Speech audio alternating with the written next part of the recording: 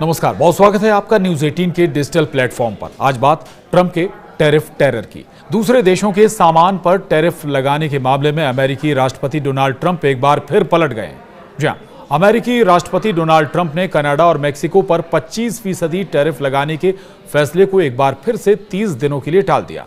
Trump ने 4 मार्च को दोनों देशों पर टैरिफ लगाने का ऐलान किया था।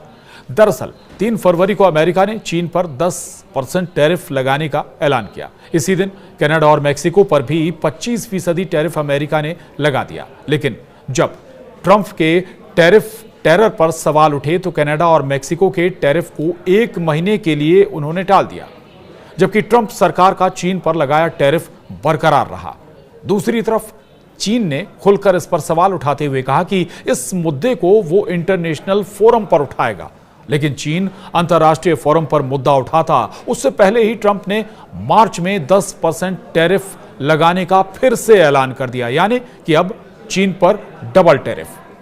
तो उधर 1 महीना पूरा होने पर 2 मार्च को ट्रंप ने कहा कि कनाडा और मेक्सिको पर 25% टैरिफ अब से लागू होगा। लेकिन जब विरोध शुरू हो गया तो 3 दिन बाद ही ट्रंप ने फिर से यह फैसला पलट दिया, यानी कनाडा मेक्सिको पर डोनाल्ड ट्रंप ने टैरिफ 30 दिन के लिए फिर टाल दिया। लेकिन दूसरी ओर चीन पर टैरिफ में ट्रंप सरकार ने कोई बदलाव नहीं किया या कोई रियायत नहीं दी, यानी चीन पर ट्रंप के टैरिफ का डबल अटैक जारी है। लेकिन जवाब में चीन ने कहा कि हम भी टैरिफ अमेरिका के खिलाफ लगाएंगे।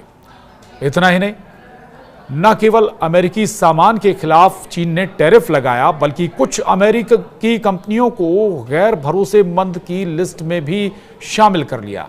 लेकिन चीन तो अब टैरिफ युद्ध से 2 कदम आगे बढ़ते हुए किसी भी युद्ध के लिए तैयार होने की बात कर रहा है। आपको बता दें कि ट्रंप ने कनाडा और मेक्सिको के कई सामानों पर 4 फरवरी से टैरिफ लगाने का ऐलान किया था, लेकिन इसे लागू होने से 1 दिन पहले उन्होंने इसे 30 दिनों के लिए टाल दिया था। इस बीच ट्रंप के कनाडा पर टैरिफ लगाने की धमकी और उसे 51वां राज्य बनाने वाले बयान के बाद देश में अमेरिकी सामानों का बॉयकॉट शुरू हो गया। कनाडाई मीडिया के मुताबिक वहां पर लोग अमेरिकी सेब छोड़कर दूसरे देशों के सेब खाने लगे। वहीं दुकानदार पिज्जा में कैलिफोर्निया के टमाटर की जगह इटली से आए टमाटर का इस्तेमाल करने लगे हैं। दरअसल कनाडा में ट्रंप की धमकी से देशभक्ति की भावना बढ़ गई। कई दुकानदारों ने अपनी दुकानों में अमेरिकी सामान रखना बंद करने की बात कही। कई कनाडाई जो कि अपनी छुट्टियां बिताने अमेरिका जाने वाले थे, उन्होंने अपनी छुट्टियां भी रद्द कर दी। ट्रंप की धमकी ने कनाडा में देशभक्ति की भावना को और प्रबल कर दिया, जिसका असर कनाडा की सियासत पर भी नजर आ रहा है। 2 महीने पहले कनाडा की लिबरल पार्टी में चुनाव हारने के डर से जस्टिन ट्रूडो के खिलाफ माहौल बन गया था, जिसके बाद उन्होंने पद छोड़ने का ऐलान भी कर दिया था। अब वही लिबरल पार्टी चुनाव जीतने की सबसे बड़ी दावेदार नजर आ रही है। हालांकि कनाडा और मेक्सिको ने ट्रंप के टैरिफ टालने के फैसले की तारीफ की। कनाडा के वित्त मंत्री डोमिनिक लेंक ने कहा है कि उनका देश भी अमेरिकी सामानों पर लगाए जाने वाले टैरिफ को फिलहाल टाल देगा।